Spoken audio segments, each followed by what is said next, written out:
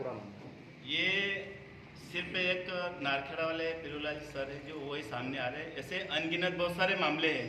मैं मैदपुर की बता दूं कि गोपनीय रिपोर्ट मेरे पास के 25 से 30 मास्टर जो सरदार है उसके कब्जे में है, जिनकी तनख्वाह लेता है।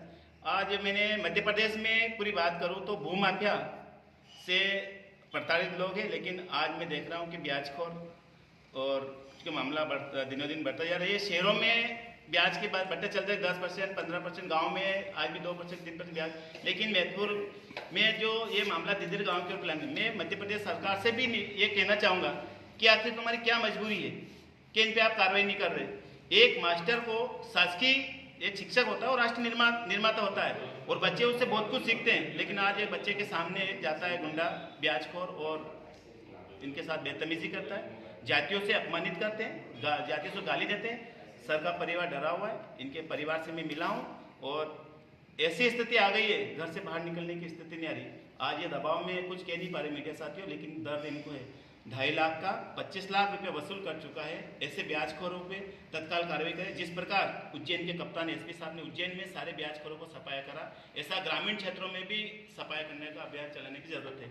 अगर प्रशासन समझ जाए, इनको अरेस्ट करे। अगर नहीं करती है तो आपको पता है कि समाज ऐसे पीड़ित लोगों के साथ रहकर पूरा आंदोलन करेगी और जो ब्याजखोरी, जो लोग ब्याजखोर से धंधा कर रहे हैं, उनको सबक सिखाने का काम करेगी। ये भयभीत तो दिख ही रहे हैं सामने, किस प्रकार से इनको प्रताड़ित किया गया है। और ये भी सुनने में आया था कि अपनी जीवन लीला समाप्त करने तक बात पहुंच गई थी और ये संगठन के पास आपके पास पहुंचा और आपने इनकी आवाज़ उठाई है। तो अब इनको संगठन क्या मदद करेगा? साथियों, पत्रकार बंधुओं, संगठन तो हमेशा सबके साथ जो पीड़ित है, कि सब जाति, सभी धर्मों के साथ जो भी हमारे पास आएगा उनके साथ। लेकिन सर के साथ हम इसलिए कि वास्तव में डरे हुए, सहमे हुए।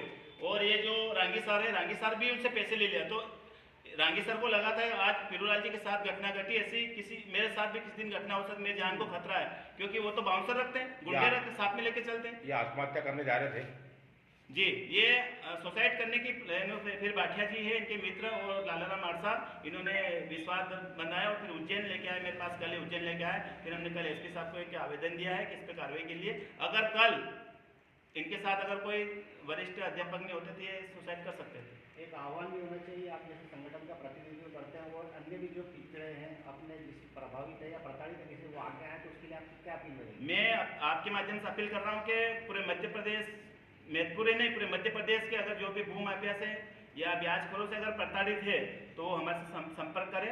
मैं एडवोकेट के साथ न्याय तो दिलाऊंगा, लेकिन एक संगठन के माध्यम से भी उनकी अभी मैं राष्ट्रीय मानवाधिकार आयोग का मैं प्रदेश अध्यक्ष भी, प्रेसिडेंट भी, उनकी चिट्ठी मानवाधिकार आयोग को भी लिख रहा हूँ, अनुसूचित जनजाति आयोग को भी लिख रहा हूँ, वित्त मंत्रालय को भी लिख रहा हूँ कि आखिर उस ब्याजखोर माफिया को तुमने क्या लाइसेंस दे रखा है जो 10%, 20% और चेक ले लेता है, एटीएम लेता।